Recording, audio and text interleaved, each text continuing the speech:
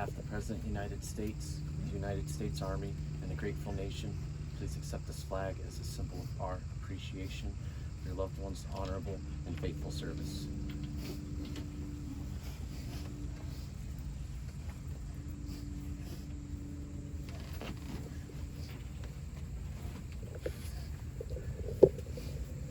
Yismor David, Adonai roi lo echsar. Minot sheyol bitzeni al memenofot yanachaleni. Nafshi shovei yanacheni v'magle tzadek l'ma'an shmo. Gam ki helech v'gitzol mavet lo hirara ki ata himadi. Shiftecha u'mishantecha hema yenachamuni. Ta'aruch lefanai shulchan neged surirai. Tishanta v'shamen roshi kosir vaya. Achto v'chesed yudifuni כל ימי חיי ושבתי בבית אדוני לאורך ימים. I've chanted for you the words of our 23rd Psalm as we make our way through life's most challenging moments, as we search for comfort and peace. We often turn to the psalmist, and so I invite you now to recite these words with me. The Lord is my shepherd, I shall not want. He maketh me to lie down in green pastures. He leadeth me beside the still waters. He restoreth my soul. He guideth me in straight paths for his name's sake. Yea, though I walk through the valley of the shadow of death, I will fear no evil, for thou art with me. Thy rod and thy staff, they comfort me. Thou preparest a table before me in the presence of mine enemies. Thou hast anointed my head with oil. My cup runneth over. Surely goodness and mercy shall follow me all the days of my life, and I shall dwell in the house of the Lord forever. In the rising of the sun and in its going down, we will remember him. In the blowing of wind and in the chill of winter, we will remember him. In the opening buds and in the rebirth of spring, we will remember him. In the blueness of sky and in the warmth of summer, we will remember him. In the rustling of leaves and in the beauty of autumn, we will remember him. In the beginning of the year and when it ends, we will remember him. When we are weary and in need of strength, we will remember him.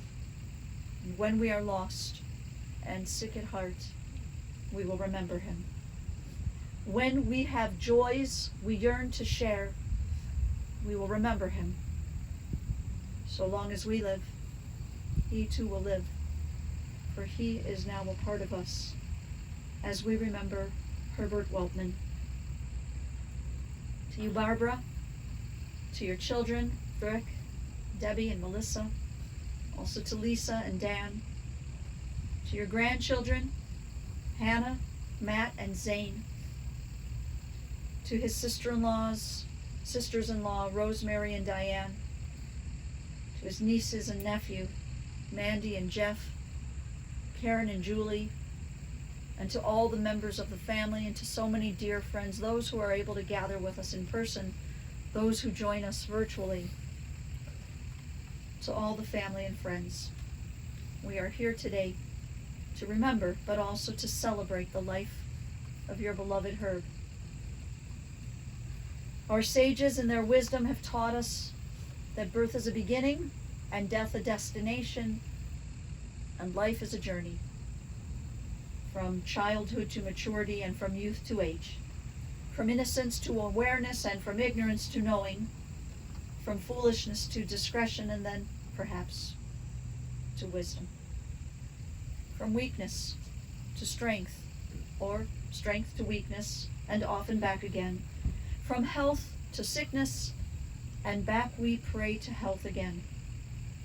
From offense to forgiveness, from loneliness to love, from joy to gratitude, from pain to compassion, and grief to understanding, from fear to faith, from defeat to defeat to defeat, until looking backward or ahead we see that victory lies not at some high place along the way, but in having made the journey, stage by stage, a sacred pilgrimage. Birth is a beginning and death a destination, and life is a journey, sacred pilgrimage to life everlasting.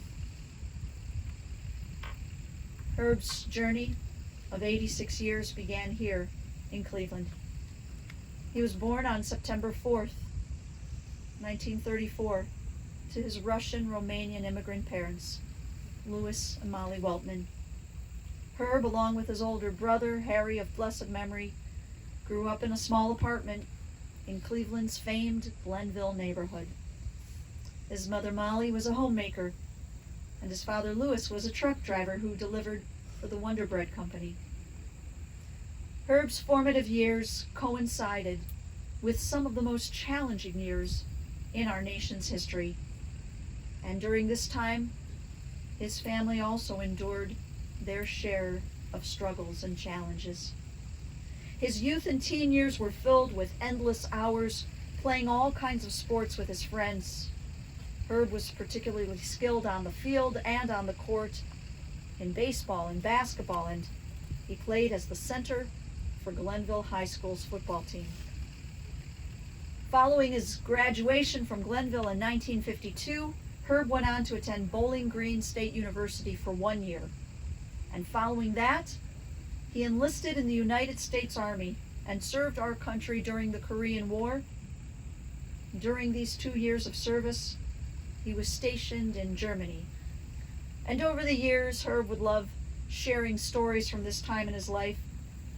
He'd love to tell Barbara and his families of how he survived some of those 40-degree below temperatures in Germany with multi-layers of clothing that he had special access to as the company's supply clerk. After the war, Herb returned to Cleveland and then went on to attend The Ohio State University. And this college experience for Herb was a much different one from that first college experience. At this time, a little bit older, a little bit wiser, Herb was focused solely on his education. And in 3 years, he earned his degree in history and graduated with honors. His first job out of college was teaching history at Olmsted Falls High School, where he also coached football. Now, not too much after this career in education began, Herb was fixed up on a blind date with Barbara Siegel. Herb was 26 years old and clearly a cradle robber, as Barbara was just 19 years old. But it was Herb's mother and Barbara's best friend's mother. These two women talked and they decided that these two just had to meet. I think they were smart cookies. Barbara, as we spoke just the other day, you vividly recalled that first date. You said it was a snowy night in January. He picked you up. He took you to see a movie. It was a Western. And the movie was downtown at the Hippodrome. And following the movie, the two of you went on to enjoy a meal together. You went to Kiefer's. And during the meal, there was live music. The band was playing, and you looked at this somewhat shy, very good-looking date of yours, and you said, "Let's dance." And Herb responded with, I don't know how to. And Barbara, not shy at all, you looked at Herb and said, "What? Get up and dance." And Barbara, that was it. For both you and Herb, you did not need to look any further. You both found what we call in Yiddish, your Beschert, the one that was meant to be. And 5 months following that first date, one day in May, you were engaged. And then the following December, On the 17th of December in 1961, the two of you were married at Park Synagogue with Rabbi Armin Cohn officiating. Following a honeymoon in Puerto Rico, you and Herb began your life together. Your life, a partnership that lasted for 60 years. Herb's earliest years teaching, first at Olmsted Falls and then at Cleveland Heights High School, these also included 4 consecutive summers where Herb would be taking classes in New York City. He was in a master's program at Columbia University, and Barbara, you spent one of those summers with Herb in New York. And so for these 4 summers, he worked diligently, and he earned his master's degree. And again, Herb graduated with honors. And Barbara, I don't know how much you remember about that wedding day. You did say the rabbi may have forgotten Herb's name. You remember that. But perhaps you also remember that there's a moment where the bride and groom exchange the cup of wine. They share from the cup of wine, not once but twice. And that second cup of wine is known as the Sheva Brachot, the 7 wedding blessings. And it's within these 7 wedding blessings that we finally hear the bride and groom mentioned. But the way they're mentioned are with 2 words, 2 Hebrew words, Re'im Ahuvim, literally translated, loving partners. Re'im Ahuvim. Your marriage was a loving partnership where the 2 of you enjoyed being together. You enjoyed just being together. You enjoyed going out with wonderful friends, going out for dinner. You enjoyed travels throughout the United States and to Canada, as well as to Bermuda and Bahamas, a cruise to the Virgin Islands. And in your loving partnership, you loved attending the movies and theater. You loved theater, and sometimes you'd even drive to Toronto to see a play. You truly enjoyed going to sporting events together, especially when it involved cheering for the Cavs, the Browns, the Indians, and Ohio State football. And speaking of football, I have to share a story you told me. You remembered a time, it was way back in 1964. I don't know if it was the season just before or just after they won the championship. But Rick was just a year old. And Herb and a buddy were very excited. They had tickets to see a Browns game. Well, Herb wanted to make sure that ticket was in a safe place, and perhaps you wanted to help him put it in a safe place. Anyhow, the week of the game came up, the day came up. I think his friend ended up at the door to pick him up, and Herb could not find the ticket. He tore the house apart. He couldn't find the ticket. Herb couldn't go to the game. The friend went without him. Well, just a few years ago, Barbara, just a few years ago, you were gleaning through a Bible that you have in your home, and what fell out from the pages of the Bible? The holy writings of our people. Fell this ticket from 1964 with a $5 price ticket. You put it there for safekeeping, and thank God, all those years later, Herb was able to laugh about it. Herb's passion and dedication to teaching young minds was evident throughout his 17 years at Cleveland Heights High School as a history teacher. And when he wasn't in the classroom, you could find Herb coaching the junior varsity basketball team. As a teacher and as a coach, Herb made a difference. He had an impact on many lives. Barbara, you shared with me that one of the boys he coached is now actually an assistant coach for the Dallas Mavericks and has kept in touch with you and Herb over the years. And Debbie, you remembered not too long ago running into a Heights High alum, and this person shared with you that they were really seriously thinking about dropping out of high school. But somehow, maybe your dad had a talk with this student. The student credits your dad as being the one to have inspired them to hang in there, to work hard, and then to graduate. Herb and Barbara, you strike me as a couple that if you had an idea, you'd run with it.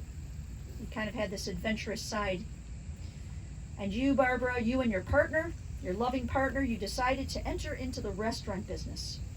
And so in 1977, you opened Swenson's Ice Cream at Pavilion Mall. Now around that same time, you and the family were preparing to move. And you were moving out to what we'll call the wilderness. The wilderness of Solon. And you said, in many ways, you were pioneers out there. not a lot of people were living there. Barely any Jewish families were living there. Swenson's proved to be an exciting time where the two of you worked literally side by side every step of the way during this 5-year adventure. It was special, and I'm sure sometimes exhausting, but it was definitely a very special time in your lives. Following Swenson's, Herb worked in a variety of sales positions, and I think it's very clear that even when he was working as a teacher at Heights, and certainly all the years that followed after Swenson's, Barbara, whatever it took for the two of you, whatever it took for you to provide for the family, for your children, you and Herb as a team, you showed your children the greatest effort, and you gave them really an incredible gift. And that's the example of a strong and good work ethic. And so, Barbara, for nearly 60 years, you and Herb were blessed with this beautiful friendship, this loving partnership. Herb with his warm personality, his kind heart, his sense of humor, his very, very dry sense of humor. For you, he was always a loving and dedicated husband. He was always a wonderful father who loved his kids unconditionally. And friends, in speaking with Herb's children, there are so many stories, too many to get in this moment. But some of the memories that bubbled up to the top for his children. His kids remember a dad who would entertain them with drawings of Daffy Duck and Bugs Bunny and that funny little dog that we all learned how to draw, but I don't remember the name of that dog. They also remember a father who, somewhere in his career, probably when he was teaching at Heights, was also a driver's education instructor. And how interesting it is that the driver's education instructor was also the same man who, when Barbara and Herb were looking for a house one day, they had Debbie and Melissa in the car. They went in to look at the house and left the car running. 3-year-old Melissa climbed into the front seat, was able to pop the car out of gear somehow, and the car rolled backwards. Fortunately, only hitting a curb. They remember a dad who, when Rick was just 8 years old, and how lucky you were, seriously, Rick, when you fell out of a tree and you broke both of your heels. You had to be hospitalized for 3 months. So fortunate that it was just that. But your dad, wherever he was working, he would leave school and he would come right to the hospital. And as you were recovering, he would make sure to have dinner with you perhaps every night of the week. While the parents were away, you and the other mischievous patients would sometimes get in trouble at the hospital with racing wheelchairs and carts. And when you got in trouble, they actually grounded you. The hospital staff grounded you. So your father would come to the hospital, have dinner with you when you were a good boy in the cafeteria, when you were a naughty boy in your hospital room. But he was there. He was there for you.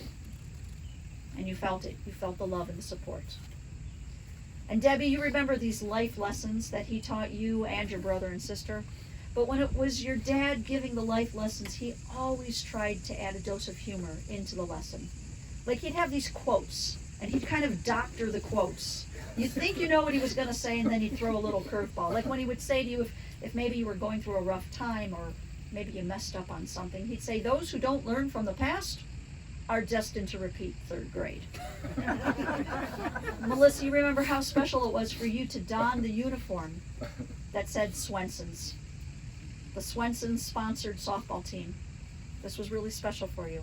And speaking of athletics, Debbie, you also mentioned he was a great supporter of all 3 of your athletic endeavors.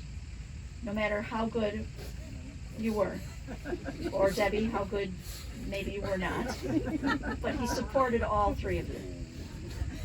And he raised his children, and he raised his grandchildren to be avid, diehard Cleveland and OSU sports fans. Rick and Melissa and Debbie, your dad was really a very serious educator, but he had this playful side to him. He'd like to take you when you were small and put you up on the mantle, the ledge above the fireplace. I don't know that anybody in the family was really able to explain to me why he enjoyed doing it. He would put you up there, and you didn't think it was funny, but he thought it was hilarious. Did he walk away? He would walk away and just leave you on the mantle. So he was a bit of a prankster. Or you remember very vividly how on those annual family apple picking trips to Patterson's fruit farm, he would show you by example, reaching up, grab an apple, take a huge bite out of it, and then toss it. And it's a tradition now that you and the grandkids would also practice. There were also the memories of the incredible family road trips. As Melissa described them, road trips from hell. But when you have 3 kids in the back of a car or a station wagon, of course it's going to be that. But these trips really created some of the best times and some of the fondest and greatest memories. The long drives to Florida, the trips to New York and to Niagara Falls. These were really quite special. And how your dad would have felt. I don't know if the family knows this, Debbie, but we talked last night for a moment, and you shared something with me. And it painted this real warm picture in my mind. When I called you last night to double check a piece of information, you told me that everybody was outside, that Melissa and Rick and the whole family they were shooting hoops. Everyone was playing basketball, and you and your mom were on the sidelines watching. And you said, boy, my dad would have loved that. And it's true. He would have loved that all of you, wherever you live, wherever you are in life, that in that one moment last night, you were together. That would have given him so much joy. And so Rick and Debbie and Melissa, the 3 of you know, you don't need anyone to tell you, certainly not me, but you know how much he loved you, how much he adored you. His love and support was always present. And the love that he gave to the 3 of you, and also to Lisa and to Dan, I think that love was returned to him tenfold. Friends, if you're here, if you know this family, then you know that the past 3 years provided some extra challenges for everyone. These last 3 years, Herb resided at the memory care unit at Arden Court. Debbie, you noticed that he had a positive impact on everyone he met at Arden Court. People grew to love him. Not just because he's lovable, but he never seemed to lose his sense of humor, right? They loved him. They loved his playful sense of humor, the fact that he could maybe try to find a bright moment in each day. And Barbara, you were incredible, visiting him every single day. And with the pandemic, we all know that was not easy. And whether the kids, Melissa, Debbie, and Rick, and of course Lisa and Dan, whether you live in town or whether you live out of town, your father, your mother, they always felt your support and your efforts to always be advocating for your dad. And to his grandchildren, to his beautiful grandchildren, to Hannah, Matt, and Zane, if your grandfather had worn a crown, you already know that you would have been those 3 gems in his crown. His most precious treasures. Grandpa Herb absolutely adored you. And so in saying that, I remind all of us of one of our teachings, that words which come from the heart enter directly to the heart. So Zane and Matt and Hannah, they took a little time yesterday. They sat down and collected some of their favorite stories or memories about their grandfather. Zane has been elected to deliver the message, but Matt and Hannah will stand with him to give him some support. So Zane, Hannah, and Matt, thank you in advance for sharing these words from your heart with all of us.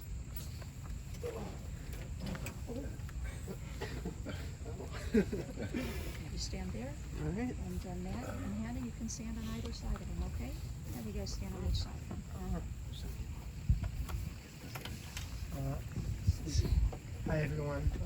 Thank you so much for taking the time to come and support us today. We spoke a little bit yesterday, and we came to similar conclusions about the relationship all 3 of us had with Grandpa. I think one is he had a very unique way of showing that he cared. Like I can recall many a time being little, like very little, like show up, be like, "Hey, Grandpa," and he'd just like, "You're a stunk." Sometimes I would also get the "Hay's for horses," and then you're a stoke. But like, he treated us like we were adults, and he gave us the respect of adults, even when we were kids. And I think something like that, like, I greatly appreciate it now. But I mean, some of it was a little lost on us as kids. Matt, you mentioned there was one time when you were also very small and you played a game of chess with Grandpa, and Grandpa showed no mercy. He left you in tears. Yeah, but you learned, like, that's what it takes. Or like I can remember playing wiffle ball with Grandpa, and like I swung and missed one time, and I was like, that was a bad pitch. And he said, no, that was a bad swing.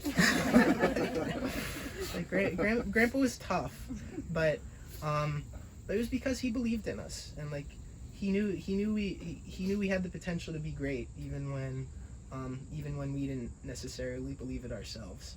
I mean, sometimes I think it's a shame, like the way he showed his appreciation. Like, it definitely matures with age, and I think like by the time we fully realized how just that this is how much he cares, and this is how he showed he cared, that was when he started to go. Because I mean, you, like, anyone who knows Grandpa knows he had a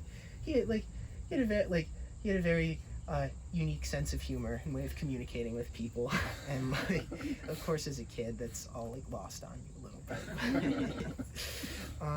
But I mean, but he would go to so many games. Like when I was younger, he would go to hockey games, baseball games. You still hear him like, see that ball hit that bat. And he would go to cross country meets. I remember he drove to Boardman, Ohio, which is like south of Youngstown. He drove like an hour and 15 minutes to stand there all afternoon and see me run by for 30 seconds. That was how he spent his day that day. He really cared, and like he really wanted us to be our best. And like it's a shame that like we can't express how much we appreciate it now. But I mean, he will always live on. Even like every day when I watch the Indians, like, and still like it was on Sunday. I got really choked up watching the game, because like, I don't know if any of you saw, but our starting pitcher almost threw a perfect game. And I just thought, like, wow, like, you know who would have really loved to be there for this. But yeah, I anytime I watch the game, I can feel it. I'm starting to become more like when it goes well, I'm more animated. When things go poorly, people are called names. I can still hear him anytime someone gives up a bunch of base hits. Like, he's a stiff. And Dad, I remember one time you told me you asked him about it, because like growing up, it was always we would come over, and then Grandpa was watching whatever game was on, and we're like, just don't watch Grandpa. He'll get himself worked up. And Dad, one time you asked him, like, Dad, why do you even go and watch the games if you get so agitated all the time? And he just said, I like sports. that was it. Yeah, and I mean, he'll also live on in all of his witty remarks, his dumb jokes. Like, we're never gonna forget those, as we call them affectionately, Grandpa-isms. Like, even anytime we went over for dinner and I got a second plate of food, I couldn't sit down without hearing, I think that'll hold you till the snack bar opens.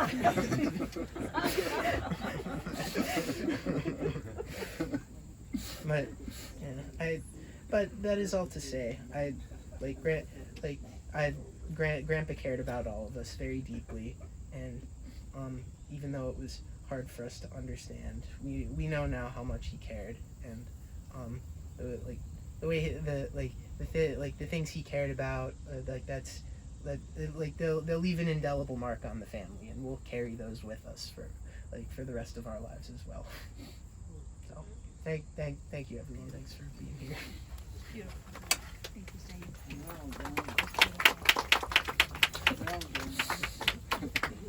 Thank you to Zane for representing himself and Hannah and Matt in that beautiful tribute. Friends, at this moment now we're going to prepare for the rites of burial.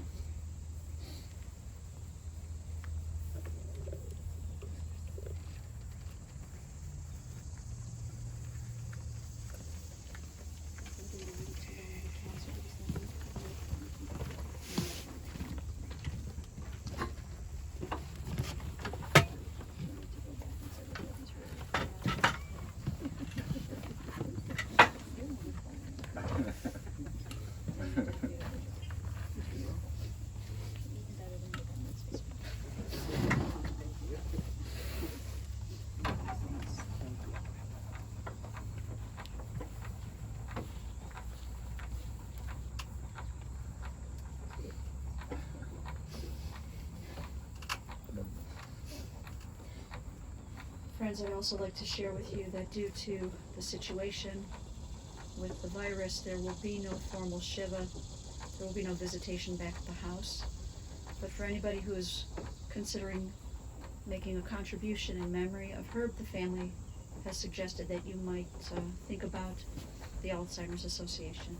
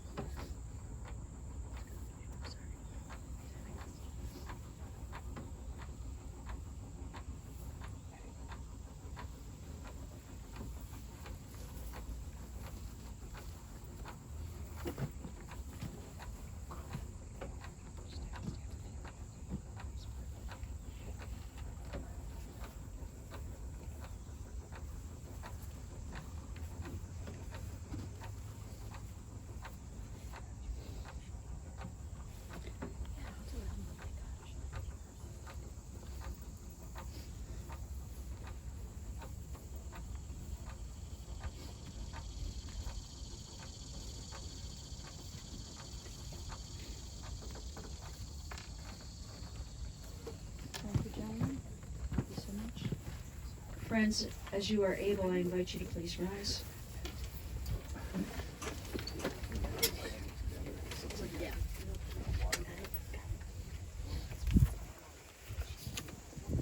Baruch atah Adonai Eloheinu melech haolam dayan ha'emet. Praised are you, Adonai, our God, creator of the universe, the righteous judge. Adonai natan, Adonai lakach, Yehi shem Adonai mevarach. God has given, and now God has taken away. Still, we bless the name of God. El malei rachamim, shochen bamromim, hamseimenu chanechana tachat kanfei hashchina, b'malot kedoshim u'torim kezochar arakia ma'asirim.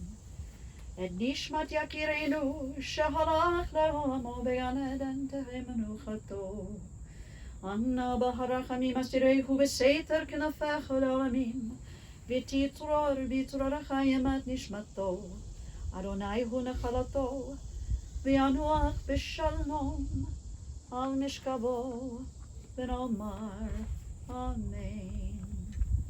O merciful God who dwells on high, who is full of compassion, grant perfect rest beneath the shelter of your divine presence among the holy and pure, who shine as the brightness of the firmament, to our dear departed Herb Weltman, who has gone now to his eternal home.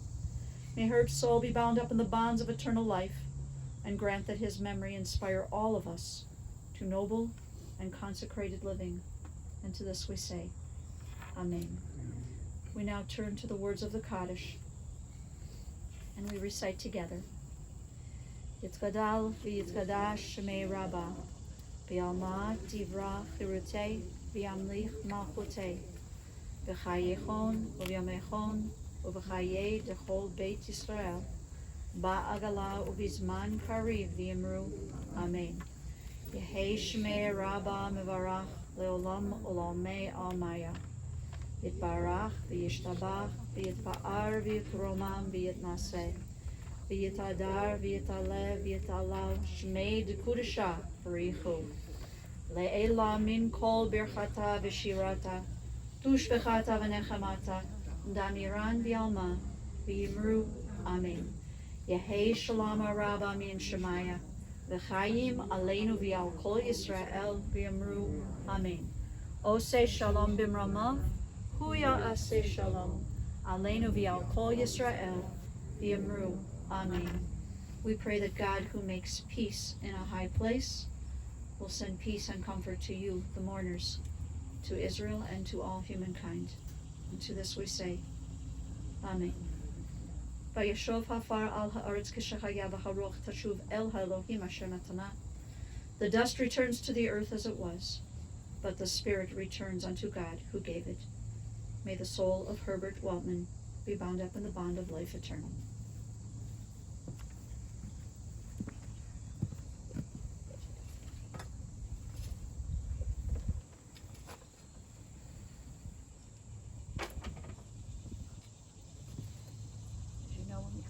World, there are loving hands to guide us and to show us this way.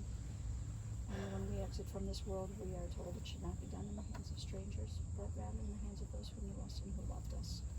And so at this time, I want to invite the immediate members of the family who wish to place earth on the